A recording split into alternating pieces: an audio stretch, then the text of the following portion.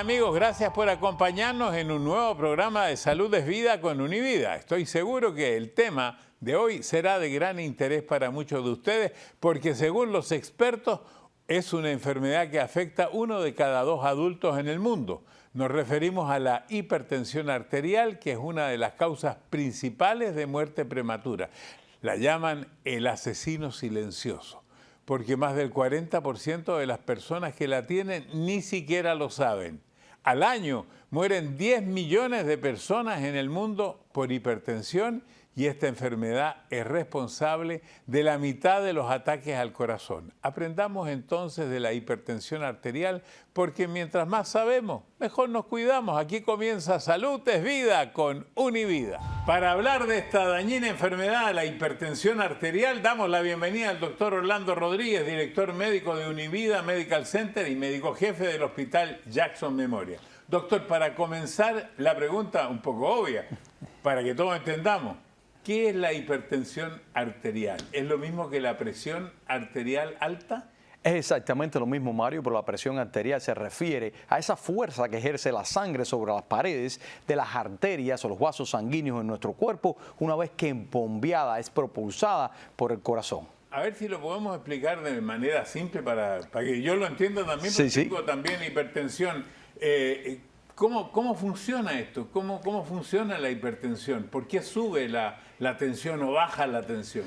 Bueno, Mario, la tensión sube por muchísimas razones y puede bajar también por muchísimas razones, pero la tensión en realidad que nosotros tomamos como la presión, el numerito alto, ¿verdad? Como decimos 120/80, ese 120 nosotros lo tomamos en las venas cuando la arteria como tal se abre, es decir, cuando la sangre pasa por esa arteria.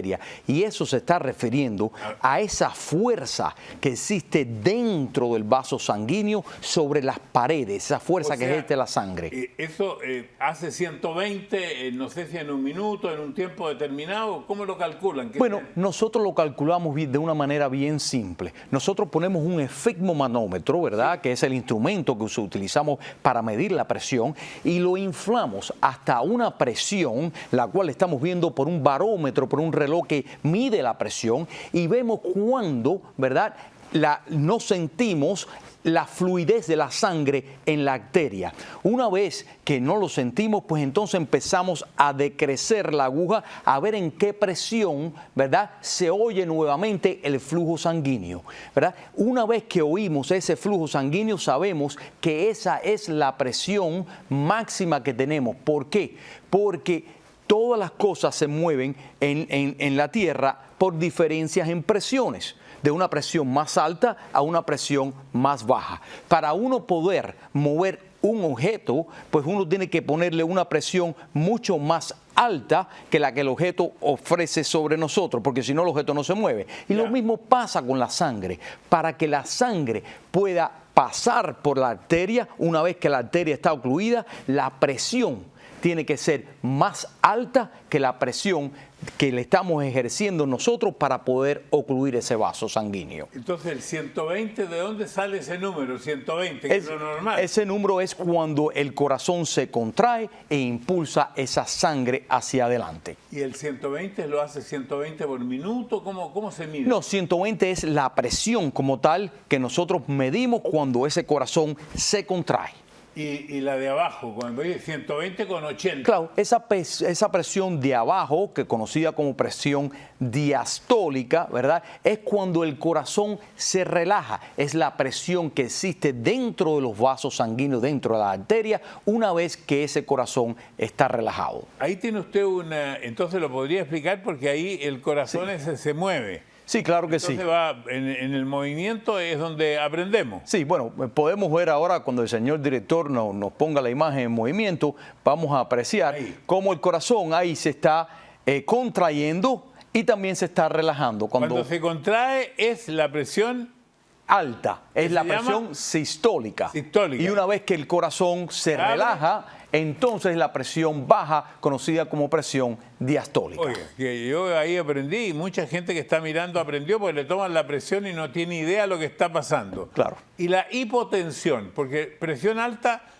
dice, tiene la presión alta. La hipotensión es cuando tiene la presión baja? Claro, la presión, cuando tenemos la presión baja, usualmente la hipotensión, nosotros la consideramos cuando la presión está menos de 90 con 60 milímetros de mercurio. Hay personas que anteriormente pensaban que la hipotensión era menos de 120 y eso no es correcto. Hay muchas personas que viven hoy en día con presiones en 100 y es completamente normal para ellos. Eso es lo que yo le iba a preguntar, como aquí me sale gratis mi consulta, doctor, porque Claro. yo normalmente tengo 12,8 Claro. en la mañana. Sin embargo, cuando me la tomo en la noche, nunca tengo más de 9,6, a veces 10,5. Claro. Y O todo, sea, 101 con 56, con bastante bajo.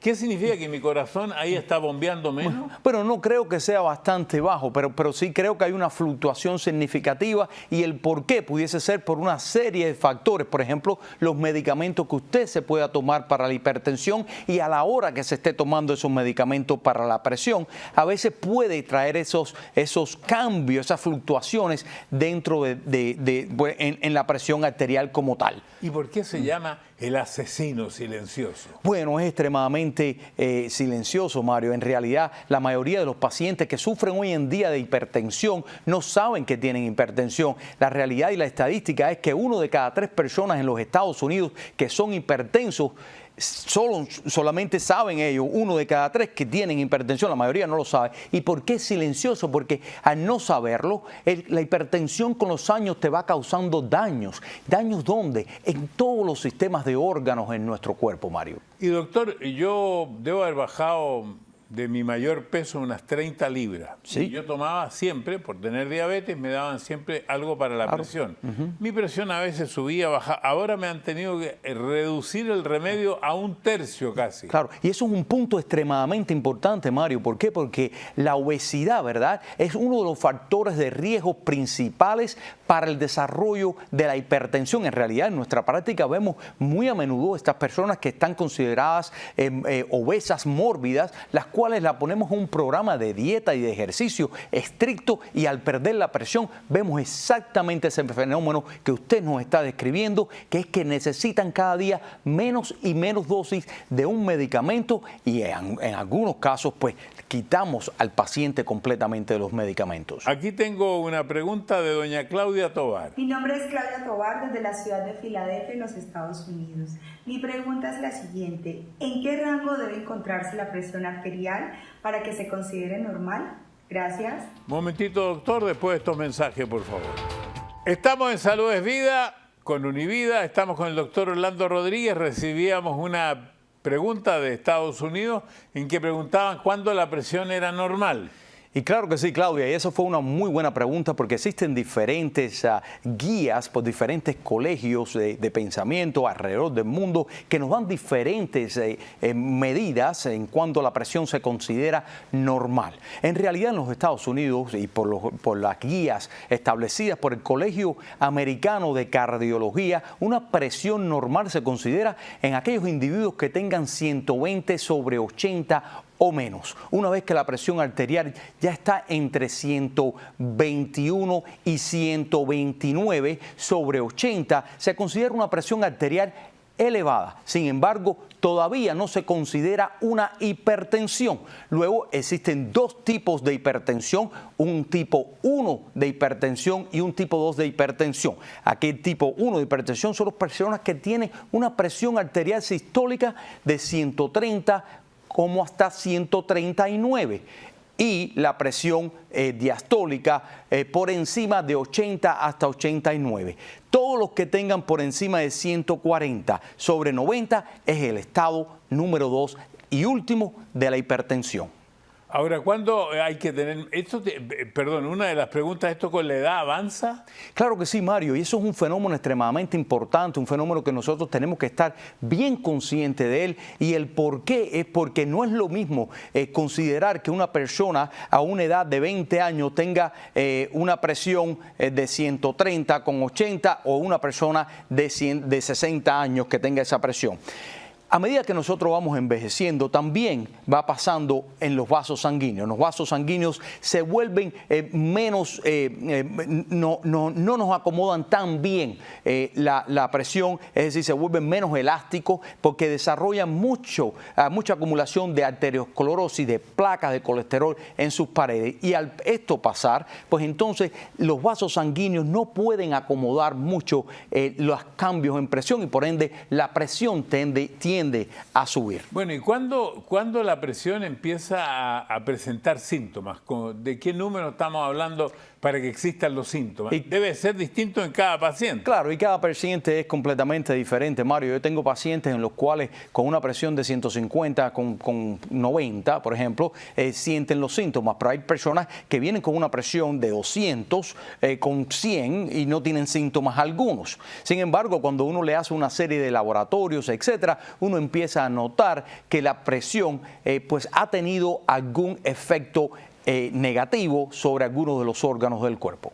Uno dice dolor de cabeza puede ser, ¿no? Claro, y los síntomas más comunes, ¿verdad?, de la hipertensión, sí, el dolor de cabeza es uno de ellos. Algunas personas se sienten como un poquitito mareadito, otros se sienten como que la visión está un poquitito nublada, otros se sienten con un dolor en la nuca, otros se sienten como si estuvieran muy rojos, como que si las orejas las tuvieran calientes, toda esta serie de sensaciones. Otros se sienten un poco falta de aire, otros se sienten como tienen una apretazón en el pecho. Hablemos primero de las causas que podrían ayudar a que tuviéramos hipertensión arterial. Bueno, hay muchísimas causas que pudiesen contribuir al desarrollo de la hipertensión arterial. La causa número uno alrededor del mundo es una causa idiopática. Nosotros no sabemos por qué las personas desarrollan esa hipertensión. Sin embargo, se cree que existen factores genéticos e hereditarios los cuales son responsables por el desarrollo de esa hipertensión. Claro, está la obesidad, aquellos pacientes que fuman, aquellos pacientes que tienen problemas con el alcohol, aquellos pacientes que tienen problemas con drogas ilícitas, por ejemplo, también la desarrollan. Y existe otro tipo de hipertensión, que es la hipertensión secundaria, ¿verdad?, que son aquellos pacientes que tienen un problema de base, como por ejemplo una insuficiencia renal de tipo crónica, es decir, los riñones no le trabajan bien y la presión puede subir. Hay aquellas personas que tienen un problema en unas glándulas conocidas como las adrenales, los cuales también pudiesen traer problemas de hipertensión arterial. Ahora, yo siempre le he escuchado decir a la persona, bueno, usted que tiene la presión alta, no consuma sal. Claro, y es un mecanismo fisiológico extremadamente importante que ocurre en nuestro cuerpo. La sal tiende a retener líquido, pues entonces la presión dentro de los vasos sanguíneos pues aumenta. Por eso le decimos a todas las personas, les recomendamos que sean hipertensos, que no coman tanta sal y lo ponemos en una dieta de sal de menos de 2.5 gramos de sal al día. Ahora, por experiencia propia, sé que entre los factores de riesgo también está la apnea del sueño. Seguro. Claro, extremadamente importante y no se sabía realmente el por qué la hipertensión estaba tan asociada con la apnea del sueño, pero estudios que han salido recientemente pues nos dan unos indicios mayores del por qué. Y el por qué se cree que tiene que ver, Mario, con esos episodios de apnea, esos episodios de poca oxigenación que ocurren durante la apnea del sueño, lo que hace que la hipertensión, que la presión pues suba en nuestras arterias. Bueno, tengo otra pregunta, aquí está. Hola, soy Graciela Durán desde Santiago de Chile y tengo la siguiente consulta. En las mujeres, ¿es efectivo que el uso de anticonceptivos aumenta la presión? Muy buena pregunta, extremadamente importante, especialmente para aquellas personas que tengan otros factores de riesgo para el desarrollo de la hipertensión, como por ejemplo aquellas personas con una obesidad, aquellas personas que son diabéticas, aquellos pacientes alcohólicos o que fumen. Los estrógenos son los componentes esenciales en estos medicamentos que son anticonceptivos, etcétera, pues tienden a elevar la presión arterial a unos niveles bien significativos. Ahora, usted decía que aumenta con la edad, que los mayores de 65 deben cuidarse especialmente y deben tomarse la presión también. Claro, y no solamente las personas después de los 65 años, cada individuo, especialmente después de la edad de 40 años, deberíamos estarnos tomando regularmente nuestra presión arterial, porque como bien dijimos antes del programa, es el asesino silencioso, no nos da síntomas en la mayoría de los casos y no queremos esperar a que nos dé síntomas para nosotros poder hacer el diagnóstico. Aquí tengo una pregunta de La Paz, Bolivia. Hola, soy Amy Castillo de La Paz, Bolivia. ¿Qué problemas médicos graves podríamos desarrollar si no tratamos a tiempo la hipertensión? Y muchas gracias por esa pregunta, porque la hipertensión es un problema sistémico, es decir, nos afecta a todo el cuerpo, ¿verdad? Y la hipertensión puede traernos problemas como, por ejemplo, cerebrovasculares, con los famosos infartos cerebrales. Puede traer problemas cardiovasculares con los famosos infartos al corazón. Nos puede traer problemas en las arterias periféricas, los problemas periferovasculares. Nos puede traer problemas con los riñones. Nos afectan los riñones, nos afecta la visión, nos afecta, es decir, un sinnúmero de órganos en nuestro cuerpo si no está bien controlada. Muy bien, vamos a ver entonces, el tratamiento que se usa para la hipertensión varía según la gravedad, ¿no? Y claro que sí, Mario, existe un factor en común para todos ellos, independientemente, serían los factores de riesgo y la modificación de todos los estilos de vida de uno, ¿verdad? Comer una dieta balanceada, el ejercicio, etcétera. Pero sí, existen personas que tienen un estado número 1 de hipertensión y nosotros usualmente empezamos con un tipo de medicamento para ese tipo de paciente y para el estado 2 pues usamos 2 tipos de medicamentos. ¿En qué depende esto? Esto no depende tanto de cuál es el estado de hipertensión o cuál grave sea la hipertensión, pero depende más bien de otros síntomas, de otros factores de riesgo que tenga la persona. Por ejemplo, si la persona es hipertensa y padece del corazón, uno de los medicamentos principales que nosotros usamos se llama la clase beta bloqueadores, como por ejemplo el atenolol, el metoprolol, el Corec, el carvedilol, todos esos medicamentos. Pero si la persona tuviera un problema renal, por ejemplo, pues usamos otra clase de medicamentos conocidos como los inhibidores de ASA o los ARB. ¿Qué son esos medicamentos? El lisinopril, el enalapril, el enalapril como tal. Y esos son los medicamentos que nosotros tenemos para esas condiciones. Sin embargo, tenemos otra serie de medicamentos, como por ejemplo los bloqueadores de calcio, la hidranacina, el clonidín. Es decir, tenemos un armamento bastante amplio a nuestra disposición. Ahora, dicen que hay alimentos prohibidos. No me lo diga ahora, para los hipertensos, por supuesto, pero después de estos mensajes. Estamos con el doctor Orlando Rodríguez, estamos en Salud es Vida. Yo dije que habían alimentos que eran prohibitos para las personas hipertensas. Claro que sí, Mario. Todos aquellos alimentos que sean altos en sal, por ejemplo, son prohibidos. Todos aquellos alimentos enlatados, procesados, alimentos altos en azúcares, alimentos con un alto contenido de grasa, especialmente las grasas saturadas, los alimentos que podemos ingerir por comida rápida.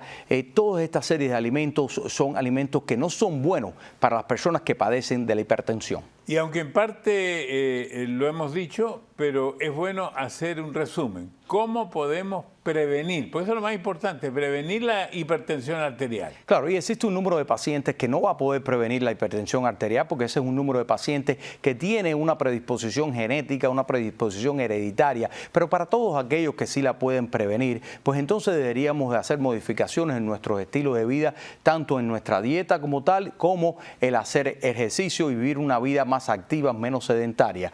Y también deberíamos de evitar, ¿verdad?, el consumo de alcohol, el consumo de cafeína en exceso, el consumo de drogas ilícitas, tener un peso adecuado, dejar la obesidad, combatir esa obesidad, ¿verdad? Y también dejar todas aquellas comidas altas en grasas, azucaradas, etcétera. Yo a veces he escuchado que las mujeres en la época del embarazo empiezan a tener la presión alta. Sí, Y es algo extremadamente peligroso para aquellas mujeres que están embarazadas, especialmente en algunos periodos durante el embarazo. ¿Por qué? Porque la presión elevada pudiese traer muchos más problemas, y problemas como por ejemplo la preeclampsia o la eclampsia, que pudiesen en algún punto poner en peligro la vida no solamente del feto, sino también de la madre. Muchas personas que nos escuchan tienen o son personas mayores o tienen parientes mayores y de pronto ven que la presión aparece altísima, como 180 con 110. Sí. ¿Qué se puede hacer en ese momento? Me imagino que es un momento en que hay que tomar alguna decisión. Sí, bueno, primeramente tenemos que actuar con mucha cautela, ¿verdad? Porque tenemos que darnos cuenta y descifrar si ese instrumento que estamos usando es un instrumento que está apropiadamente pues calibrado para esa presión. Pero si ese es el caso, ¿verdad? Lo que tenemos que hacer sencillamente es pues llevar al paciente pues o llamar a su médico primario para que él lo aconseje mejor. Quizás si la oficina del médico está abierta, pueda ir a la oficina del médico. Quizás el paciente debería ir a un cuarto de emergencia para tratarle un poco más la hipertensión, especialmente si la persona está sintomática con esos niveles de presión. Perdón que le pregunte, pero tengo un paciente, un pariente que tiene la presión alta y he escuchado varias cosas de los médicos. En algún momento escuché que se pusieran una pastilla, una tableta debajo de la lengua. No sé si hay alguna... Bueno, hay una pastillita que se conoce como la nitroglicerina, que es un vasodilatador, es una pastilla que en realidad se usa para los dolores de pecho, puesto que dilata las arterias y restablece un flujo mejor en las arterias del corazón. Pero sí existen algunas pastillas que nosotros podemos recomendar, pero esto debería hacerlo un médico como tal. No recomiendo o no recomendamos, yo creo que la comunidad médica estaría de acuerdo conmigo, no deberíamos de recomendar que los pacientes tomaran o decidieran tomar los medicamentos por sí mismos cada vez que una presión arterial está tan elevada, necesita una atención profesional de un profesional de la salud para hacer la decisión correcta. ¿Está alguien en un campo? ¿Está alguien alejado? ¿Tiene una máquina para tomarse la presión? ¿Tiene la presión muy alta? ¿No se puede comunicar con nadie? ¿Le sirve, por ejemplo, duplicar la dosis en ese momento? Si esta es una persona que obviamente sufre de hipertensión y no tiene otra manera de comunicarse o tener la atención médica apropiada en un momento o en un tiempo adecuado, pues esa persona pudiese tomarse una extra dosis del medicamento el cual está tomando para la presión y entonces pues medírsela nuevamente en 2 horas. Todo al revés, doctor. He escuchado que hemos hablado muchas veces de que el mundo cada vez tiene más peso las personas. Sí. Y he escuchado que hay niños y adolescentes con presión alta. ¿También será por exceso de peso? Y claro que sí. En realidad yo tengo un amigo el cual su hijo a la edad de 13 años desarrolló un síndrome de tipo nefrótico y se pensaba que el niño tenía algo en los riñones, por esto que la presión la tenía astronómicamente elevada. Luego de hacerse una biopsia de riñón, se dieron cuenta que el niño no tenía ningún problema de riñón. El único problema que tenía era la hipertensión arterial. Desde ese momento el niño se puso en una dieta el cual perdió mucho de peso, la presión se controló, todos los problemas se controlaron y hoy ese niño tiene 40 y pico de años y en realidad sufre de su hipertensión, pero todo está controlado y no ha tenido ningún otro problema. Muchas gracias. Yo creo que en el fondo lo que tenemos que decir es que la presión es algo muy importante, que hay que estar atento a la presión. Claro. Y que uno tiene que ir al médico a cada cierto tiempo para ver cómo funciona esa presión. Definitivamente. Muchísimas gracias, doctor. Por eso le decimos siempre al doctor Orlando Rodríguez, gracias por enseñarnos, porque mientras más sabemos, mejor nos cuidamos. La próxima estaremos nuevamente con ustedes en Salud es Vida. Espero que le haya gustado el video. Suscríbase aquí a mi canal. Llame a sus amigos para que se suscriban aquí también. Y dele a la campanita. Y le recomiendo que siga viendo mi video porque tengo muchos videos, siga aquí.